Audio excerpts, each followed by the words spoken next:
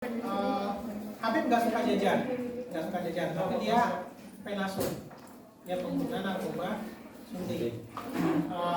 Ceritanya dia datang ke rumah sakit dengan alasan dia butuh vitamin karena badannya terasa letih, lemas, pokoknya seperti fatik ya. Fatik itu kondisi antara fisik dan psikologisnya itu pada fase paling letih.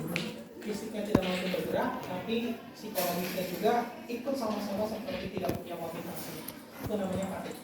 Jadi kalau kalian merasa badannya kok lemes banget ya, mau ngapa-ngapa kok males dan lain sebagainya, berarti kalian fatik. Orang-orang yang sedang mengalami fatik itu adalah orang-orang yang pada kondisi terminal. Kalau kondisi terminal, kondisi menanti malaikat Israel. Iya, ya memang begitu. Orang fatik itu biasanya seperti itu. Kalau kalian merasa masih muda, masih sehat, berarti jangan sampai pada kondisi fatik. Apalagi yang habis patah hati diputusin, ya kan, mau ngapa-ngapain mager, ya. Mager itu bukan cuma fisiknya, hatinya juga tidak tergerak untuk beraktivitas, ya. Berarti fatik. Tunggu aja malaikat Ismail. Oke, Habib, sudah saya baca, cek, datang dengan keluhan lemas dan lain sebagainya. Kemudian ada diare, ya, diare sudah 1 minggu tidak berhenti. Kemudian penurunan berat badan baru 1 kilo selama 1 bulan. Pada saat mau dilakukan pemasangan infus, saya menemukan beberapa bekas suntikan yang menimbulkan sisa meskipun sudah sebulan, 2 bulan, yang namanya bekas kan pasti muncul kan, seperti sayatan atau suntikan dan lain sebagainya. Contoh seperti ini, ya, contoh seperti ini. Tapi ini bukan bekas suntikan ya, ini bukan bekas suntikan. Ini kena plastik waktu zaman SD. Itu suka bakar-bakar plastik kan, ini netes. Karena waktu saya pemeriksaan untuk jadi volunteer di BNN, ini membuat saya gagal. Ya, ini membuat saya gagal. Disangkanya saya pengguna narkoba, saya bilang murni bersih, perokok aja saya enggak, alkohol tidak, apalagi ya narkoba. Tapi ini kena nggak percaya, ya sudah, bukan lagi bisa. Ya. Tuh, kemudian yang pertama, setelah saya tahu status pasiennya, kemudian saya memverifikasi order bahwa saya mau melakukan konseling kepada Habib. Kemudian saya butuh alat itu nggak banyak. Kita pakai masker, pakai handscoon, nggak perlu cuci tangan. Terus beberapa alat tulisan yang alat tulis, pena, kemudian kertas dan lain sebagainya. Setelah itu kita langsung masuk ke tahap validasi ya. Kita langsung masuk sama siap, Mas Habib. Selamat siang, Bapak. Ya, perhatikan ya, perhatikan. Komunikasi kita fokus ke pasien, jangan terus sambil tanya. Nah, itu nggak boleh. Ya, tetap kita fokus. Oke, Mas Habib, perkenalkan, saya perawat Ikhwan yang kebetulan saat ini bertugas untuk mengkonseling Mas Habib. Ya, berdasarkan data yang saya peroleh, ya, nanti ekspresi pasien itu kayak gini. Ekspresi pasien itu kayak gini. Ya, jadi ketika kita mau konseling itu jarang ada pasien yang antusias. Apalagi dia tahu bahwa masuk ruang konseling HIV, dia itu udah curiga. Masuk itu udah takut, gemetar, sudah nggak fokus. Ya kayak gini nih ekspresinya, persis. Jangan persis. Ini cocok jadi pemeran utama. Nggak perlu casting. Ya, nggak perlu casting. Ya, kemudian kita sampaikan bahwa pada siang ini, ya, sesuai dengan yang telah kita jadwalkan, ada beberapa hal yang mau saya validasi. Dan tujuannya adalah validasi ini nanti kita akan lakukan pemeriksaan. Ketika nanti hasilnya kuat, baru kita sampaikan. Ya, itu dan ini juga kita gunakan agar tidak beresiko menimbulkan nanti penularan pada yang lain dan sebagainya. Ya, mengingat ya sudah kita ketahui bersama bahwa sebelumnya Mas Habib, mohon maaf, masih menggunakan narkoba jarum suntik. Ya. Kalau narkoba yang lain gimana Pak? Tidak, hanya penasun, pengguna narkoba suntik. Kenapa saya sampaikan begitu? Kalau sabu dihisap pakai bong atau ganja dirokok atau ekstasi dan lain sebagainya diminum atau dimup, itu tidak menimbulkan HIV. tidak menimbulkan HIV. Bisa menimbulkan sakral overdosis, iya. Yang bisa itu adalah yang penasum pengguna narkoba suntik. Narkoba bisa nggak Pak digunakan untuk jarum suntik? Bisa. Narkoba bisa, tahu bisa. Ya. Dan biasanya yang menggunakannya itu bergantian dengan teman. Jarang pengguna narkoba itu dia bermain tunggal, dia konsumsi sendiri dan lain sebagainya. Pasti rame-rame. Dan lebih epicnya lagi, mereka rame-ramenya itu bukan cuma dengan laki-laki, perempuan-perempuan, laki-perempuan dan teman. Dan biasanya setelah menggunakan narkoba, ya kita nggak tahu ngomong mendeki kan nanti orang mendeki itu nggak tahu. Ya, kemudian karena dengan data yang saya peroleh Mas Andi, jadi nanti akan kita lakukan pemeriksaan, jadi kita ambil darahnya, kita belum tahu hasilnya Mas Andi, tapi kita berdoa mudah-mudahan hasil yang kita peroleh ini tidak seperti yang kita khawatirkan. Ya, tidak seperti yang kita khawatirkan. Nanti pemeriksaan ini kita lakukan hari ini langsung kita periksa. Setelah nanti kita periksa sampai dengan hasil yang nanti keluar, nanti Mas Habib untuk menghindari terjadinya hal yang tidak diinginkan seperti resiko infeksi, penularan dan lain sebagainya, meskipun ini masih abu-abu karena kan kita belum tahu hasilnya. Saya minta nanti Mas Habib untuk tidak melakukan hubungan yang tidak sengaja. Sudah mulai bisa menerima apa yang ingin saya sampaikan. Dengan kasus ini, Mas Habib sudah tahu kan apa yang ada di pikiran saya?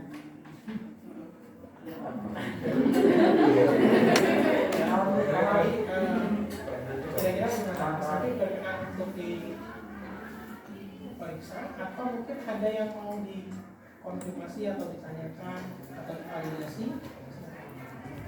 Langsung diperiksa aja Pak. Langsung diperiksa aja, pasien pasrah. Karena gini, kalau pasien pasrah kayak gini gampang, tidak ada konflik. Tidak ada konflik antara konselor dengan pasien. Ya sudah Pak, langsung periksa aja, kan selesai urusan. Tapi terkadang ada orang yang nggak terima. Kalau ada orang nggak terima, ada vas bunga kayak gini ini bisa dibanding. Anda jangan sembarangan menjustis saya, gitu dan lain sebagainya. Semua pasti akan begitu. Jadi ketika kamu sudah melihat ekspresi, makanya saya bilang kita lihat mimik, kita lihat ekspresi. Kalau seperti Mas Habib dia langsung terima, itu kayak selesai gitu. Oke, langsung kita periksa, suruh tanda tangan, kemudian kita lakukan pemeriksaan. Tapi kalau dia yang nggak terima, dari wajah udah mulai mata merah, begitu ngomong kan merah nih, malu, bingung, stres dan lain sebagainya, dia udah mulai mau marah, ya kamu harus sudah mulai siap-siap. Ya, pasang kuda-kuda, bukan lari, ya, tapi kamu pasang kuda-kuda. Ya, pertama yang kamu lakukan sambil menjelaskan, ya maksud kami bukan seperti itu Mas Habib, soblong gitu. Maksud kami itu bukan seperti itu, tapi mengingat beberapa tanda dan gejala yang kita lihat, ya beberapa tanda gejala yang kita lihat, paham maksud saya? Ya. Ya. Tapi kalau kamu tiba-tiba langsung itu orang mesti nah ya satu itu setelah kamu lakukan baru kamu beberapa tanda yang baru kita lihat itu kan cuma pendapatnya Anda aja Bapak jadi udah jawab dan sebagainya kan, jangan panik tetap ya itu berdasarkan sisi medis. Kalau perlu minta dia selesai dulu komunikasi gitu, selesaikan dulu nanti si pasien itu menceritakan apa yang terjadi. Saya nggak pernah pakai dan saya pakainya sendiri dan sebagainya, terus sambil teriak-teriak. Ya kamu cukup jelaskan. Ya seperti itu maksudnya. Kalau itu dari data kita, ya memang sebagian besar seperti itu Pak. Tapi untuk memvalidasi, nah dia protes lagi, ya nggak apa-apa. Terus mulai kamu siap-siap seperti ini, ya seperti ini. Biarkan kakimu sedikit lebih longgar. Ya, biarkan kakimu sedikit lebih longgar. Biasanya meja konseling dan kursinya itu pasti ada rodanya. Tidak mati, tidak kursi mati seperti ini. Ya, pasti ada rodanya. Jadi ketika dia sudah mulai mencak-mencak, tetap masuk. Ya. Oke, dipahami. Tapi bisa coba tarik nafas dulu, ya tarik nafas dulu.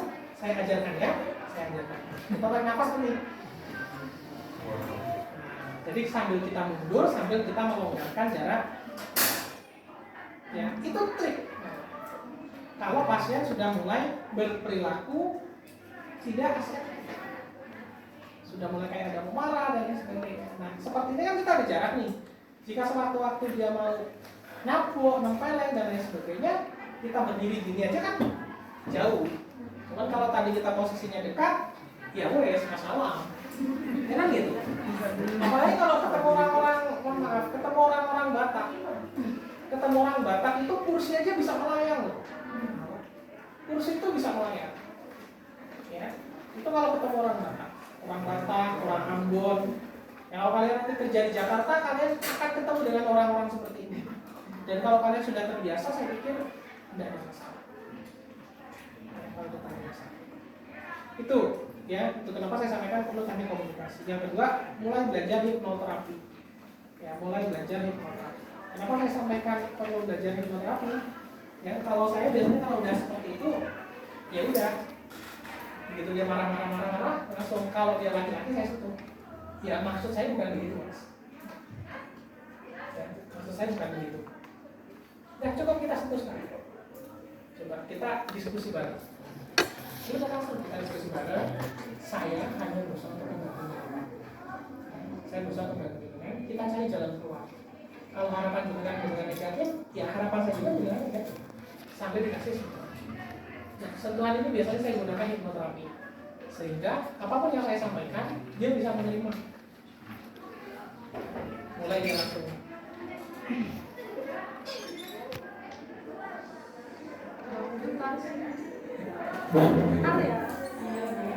Ya, jadi begitu. Kemudian setelah itu kita sampaikan resikonya. Kalau seumpamanya tidak diperiksa ternyata positif, dan kita sampaikan umpan balik yang pas. Setelah nanti diperiksa, ya silakan bisa menjaga diri dulu sampai dengan hasil keluar. Kalian cukup menjelaskan. Kalau itu sudah selesai, sebenarnya clear. Dia sampai dengan dia mau diperiksa sudah selesai. Kalau dia tetap nggak mau diperiksa, kita mundur dulu. Jangan dipaksa ya. Counseling itu adalah membantu memecahkan masalah pasien dengan cara agar dia itu mau diperiksa secara sukarela. Secara sukarela ya, bukan dengan paksa. Setelah nanti dia mau, ya sudah clear. Kalau dia nggak mau, ya sudah nggak apa-apa. Kemudian jika nanti berubah pikiran dan berkenan untuk diperiksa dan sebagainya, perlu pertanyaan lebih lanjut, silakan nanti bisa buat jadwal dengan saya dengan senang hati akan menerima. Prinsipnya seperti itu, kasih kesempatan si pasien untuk berbicara. Ya. Setelah selesai, pulang, ya kan? Pulang, 3 hari kemudian sudah ada hasil, dia datang. Nah, kalau sudah ada hasil, baru kita masuk tahap di mana kita menilai penilaian konseling post HIV.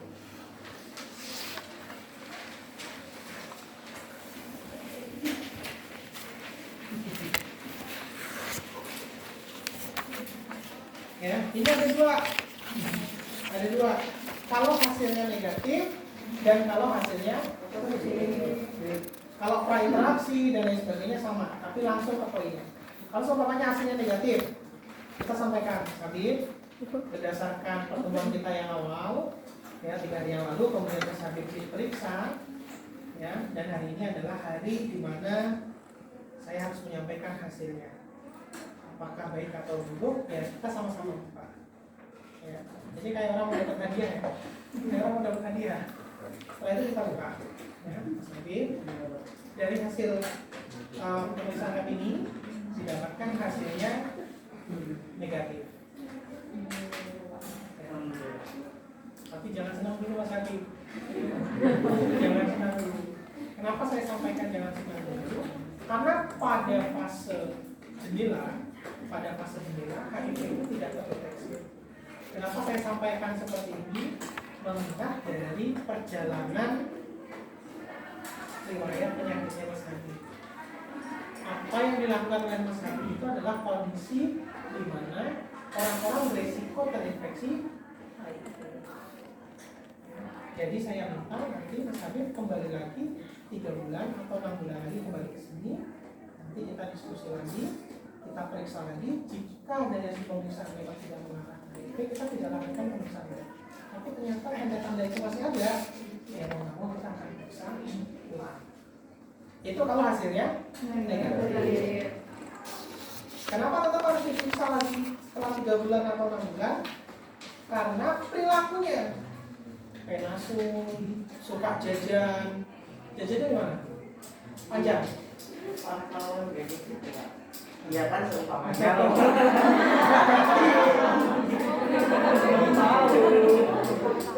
Kirain di pelabuhan Panjang. Pelabuhan Panjang jauh kan Pak, soalnya tadi ada.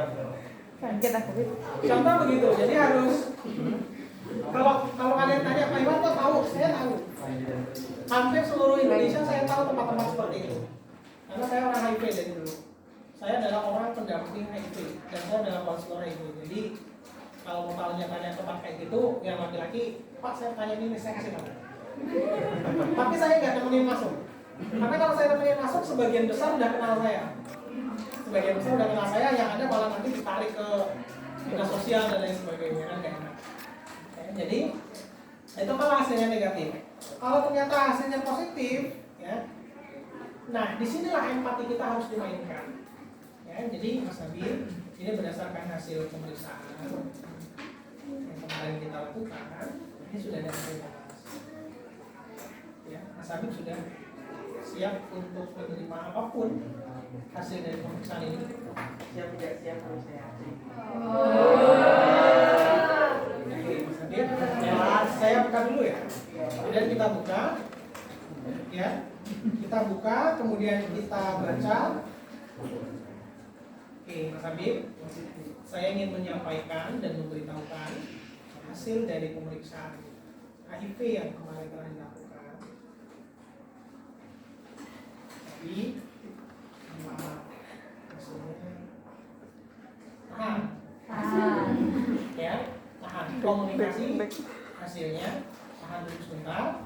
Lihat ekspresi Baca. Kalau pasien dia sudah siap, baru kita sampaikan hasilnya positif. Jangan sampai kamu langsung bilang, jadi hasil yang saya dapatkan kemarin, terus saya beritahukan bahwa hasilnya positif. Ya langsung, belum geletak. Ya shock, ya kan? Jadi kita lihat dulu, kalau pasien sudah siap, kita tahu pasien siap dari mana? Nafasnya yang teratur. Nafasnya yang teratur, reguler, begitu dia teratur, selesai, baru kita sampai. Oke Mas, karena ini hasilnya positif, ya kita tahan dulu sebentar, tahan dulu. Apakah ada yang mau tanyakan? Saya tuh kayak positif loh, apa bisa positif loh?